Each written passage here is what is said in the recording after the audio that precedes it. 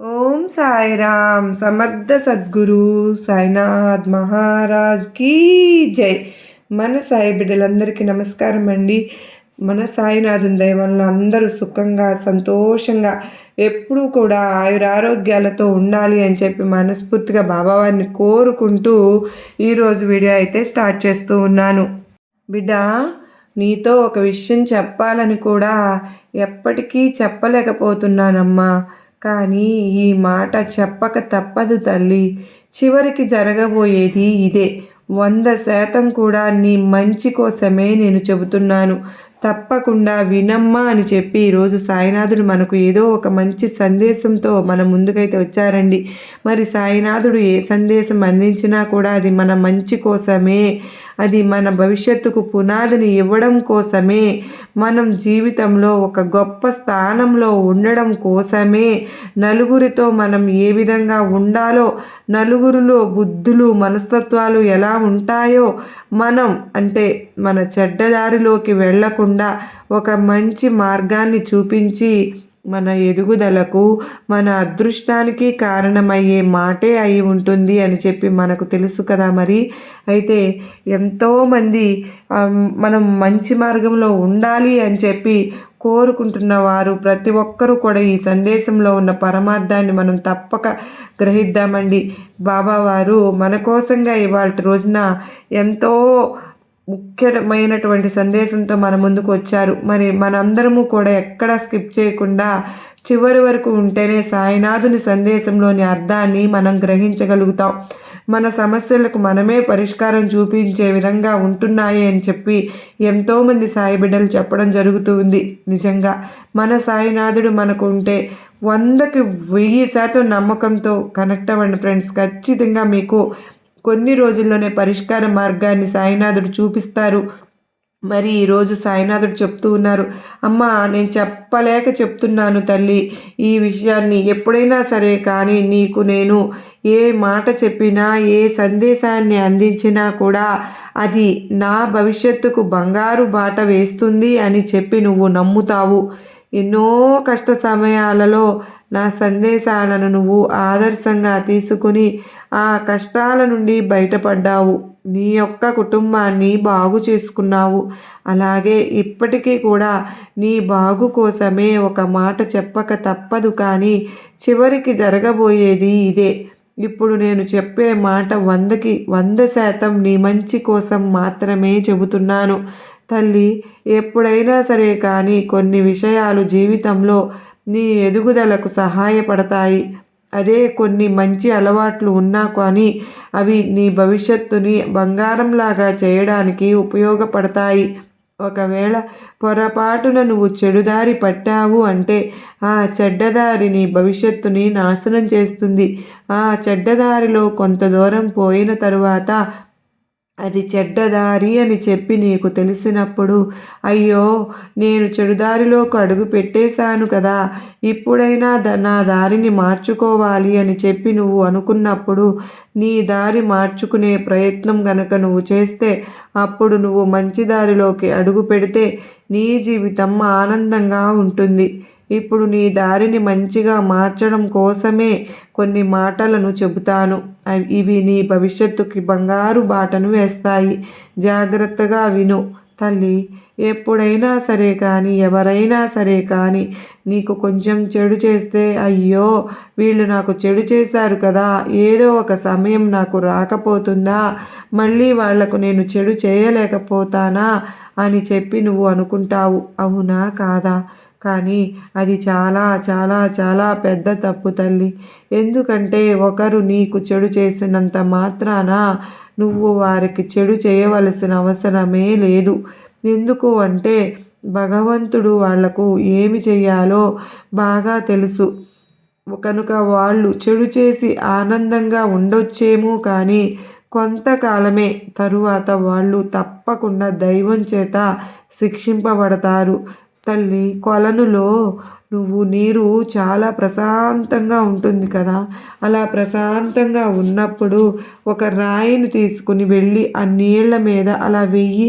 అలా వేస్తే కనుక ఆ రాయి వల్ల ఆ యొక్క నీటిలో అలజడులు వస్తాయి. అంటే ఆ నీళ్ళన్నీ కూడా కదిలిపోతాయన్నమాట. అలా ఆ నీటి ప్రశాంతతను రాయి తాత్కాలికంగా చెడగొట్టవచ్చునేమో కానీ కాసేపటికి మళ్ళీ నీరు తేరుకొని నిర్మలంగా ఉంటుంది. అవునా కాదా? చూసావు కదూ! అలా రాయి మాత్రం అడుగునే ఉంటుంది. అలాగే నిన్ను చెడగొట్టాలని చెప్పి ఎంతమంది ప్రయత్నించినా సరే కానీ వారు ఎప్పుడూ కూడా కిందే ఉంటారమ్మా. నీ కింద నువ్వు చెడిపోయేంత వరకు కూడా. అర్థమైందా తల్లి? ఎప్పుడైనా కానీ కాలం ఎప్పుడు మంచివారికి తోడుగా నిలబడకపోయినా సరే కానీ దైవం మాత్రం ఎప్పుడు కూడా మంచివారికి మాత్రమే తోడుగా ఉంటాడు.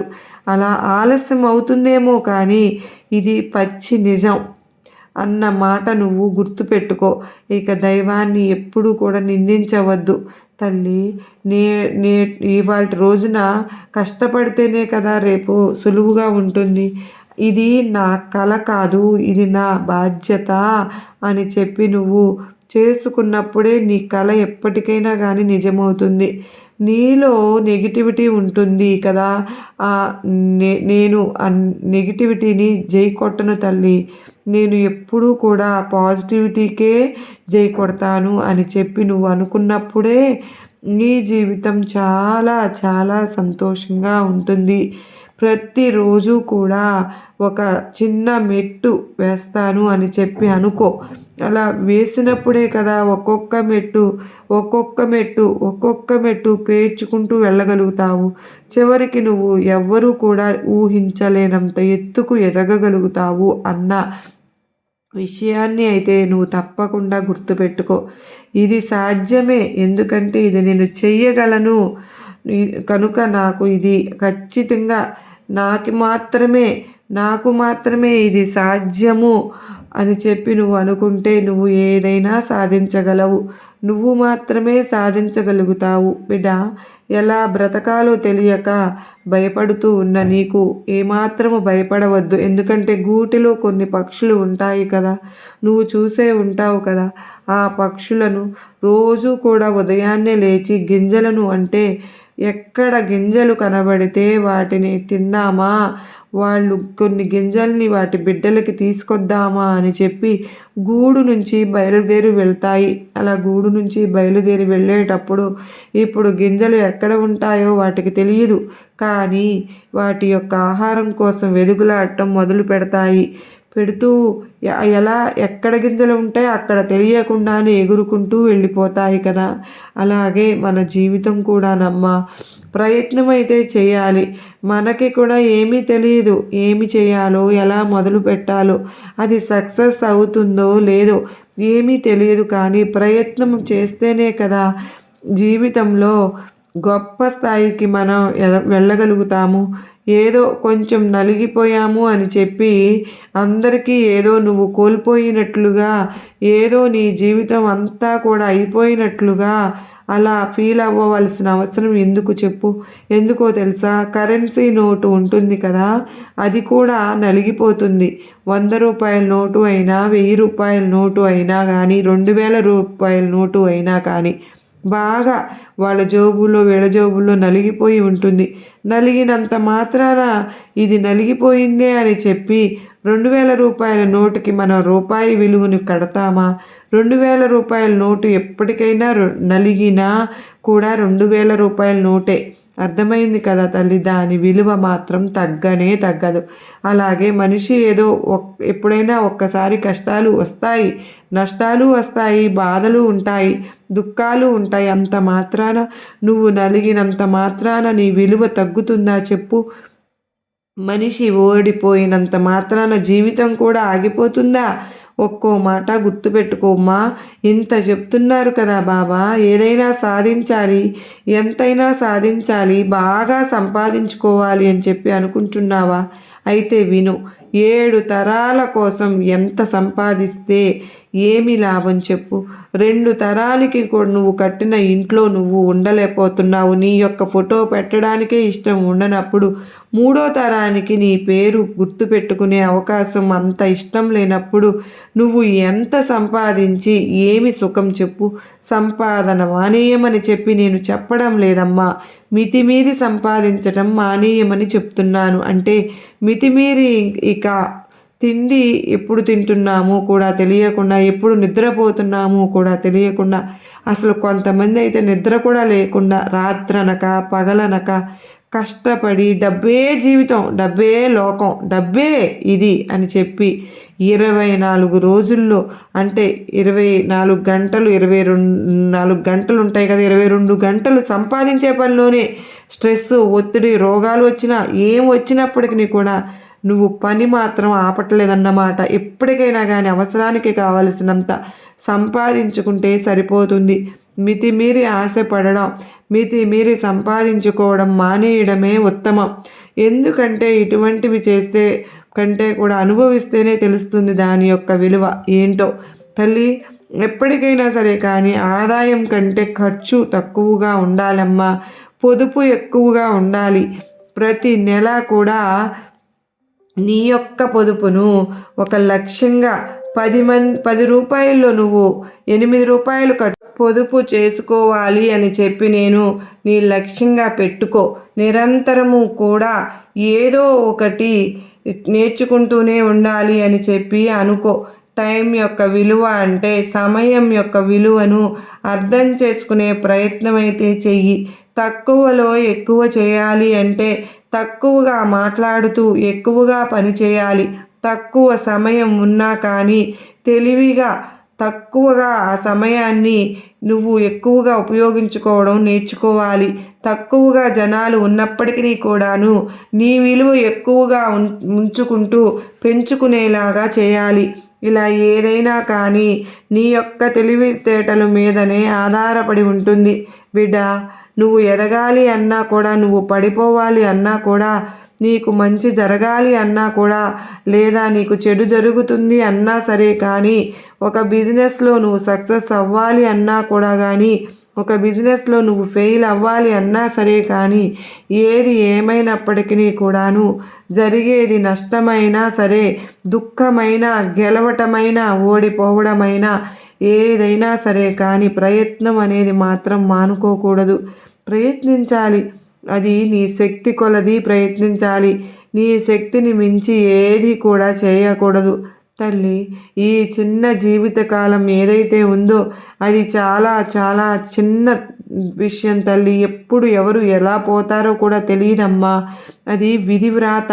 ఆ యొక్క విధివ్రాతను మార్చడం అనేది నీ వల్ల కాదు. ఆ యొక్క విధివ్రాతను మార్చటం చివరికి నా వల్ల కూడా కాదు. తల్లి, ఒక్కసారి ఈ జీవితం అంటే ఏంటి అని చెప్పి నువ్వు కళ్ళు మూసుకుని ఆలోచించు. నీ జీవితంలో గతంలో నీకు ఎన్ని చేదు జ్ఞాపకాలు ఉన్నాయో అని కాదు, నువ్వు భవిష్యత్తులో ప్రతి క్షణాన్ని ఎంత సంతోషంగా ఆస్వాదిస్తున్నావు అన్నదే ఇక్కడ ముఖ్యం. బిడ్డ, సంతోషంగా బ్రతకడం నేర్చుకో. ఆనందంగా ఉండడం నేర్చుకో. ఎవరో ఏదో అంటున్నారు, ఎవరో ఏదో చేస్తున్నారు, అయ్యో నేను ఇలా ఉంటే వాళ్ళు ఏమన్నా అనుకుంటారేమో, నేను ఈ మాట మాట్లాడితే వాళ్ళు ఏమన్నా అనుకుంటారేమో, నువ్వు వారికి సహాయపడుతూనే ఉండాలేమో, వారు నీకు అన్యాయం చేసినా కూడా నువ్వు వారికి న్యాయమే చెయ్యలేవేమో, లేకపోతే వాళ్ళు నాతో పలకరేమో, ఇటువంటివన్నీ కూడా మనసులో పెట్టుకోవద్దు బిడ్డ. ఎన్నో అనారోగ్య సమస్యలతోటి సతమతం అవుతున్నప్పటికీ కూడాను ఒక పక్క ఈ యొక్క మానసిక వేదన నీ అనారోగ్య సమస్యలకు 80% అవుతుంది కారణం. కనుక ఎప్పటికీ నేను చెప్పలేకపోతున్నాను కానీ చెప్పక ఇప్పటికైనా తప్పడం లేదు. తల్లి, నువ్వు ఇలాగే ఉంటే కనుక నీ జీవితంలో నువ్వు ఏది కూడా సాధించలేవు. నలుగురిలో అవమానాలు, చివరికి ఒక స్టేజ్ వెళ్ళిన తర్వాత నువ్వు ఎందుకు పుట్టాను భగవంతుడా అని చెప్పి అనుకునే రోజు వస్తుంది. కనుక ఇప్పటికైనా సరే కానీ అవి తెలుసుకో. లేకపోతే 100% నీ జీవితాన్ని నువ్వే నాశనం చేసుకున్నట్లవుతుంది. తెలివిగా ఉండమ్మా. తెలివిగా ఆలోచించు. తక్కువగా మాట్లాడు, ఎక్కువగా పని చేసుకో. మనసుని ప్రశాంతంగా ఉంచుకో. ఆనందంగా ఉండు. నీకు నువ్వే ముఖ్యం అని చెప్పి తెలుసుకో. కుటుంబంలో కలహాలకు కారణం ఎదుటివారి నుంచి నువ్వు ఏదో కోరుకుంటున్నావు. వారిలో మార్పునో లేదా వారు ఇలానే ఉండాలి, వారు నేను చెప్పినట్లే వినాలి, ఇటువంటివన్నీ కూడా ఆలోచిస్తూ ఉన్నావు. కానీ నీ నుంచి వారు ఏమి కోరుకుంటున్నారు? నిన్ను మనిషిలాగానే లెక్క చేయనప్పుడు వారి గురించి అంత ఆలోచన ఎందుకు చెప్పు? నీ గురించి నీకు ముఖ్యం కదా, నీ ఆరోగ్యం నీకు ముఖ్యం కదా, నీ ప్రశాంతత నీకు ముఖ్యం కదా. ఇప్పటికైనా తెలుసుకోకపోతే మానసికంగా ఇప్పటికే సగం చచ్చిపోయావు కదా తల్లి.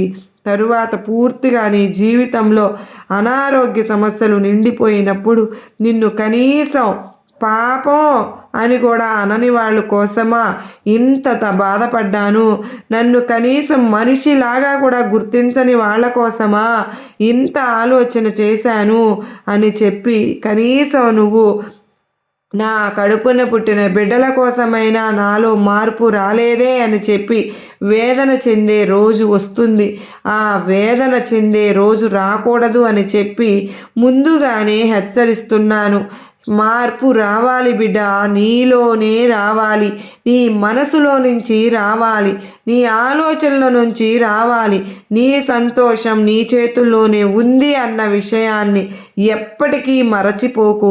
అర్థమైంది కదా తల్లి అని చెప్పి ఈరోజు సాయినాథుడు మనకు ఎంతో చక్కటి సందేశాన్ని అందించారు కదా.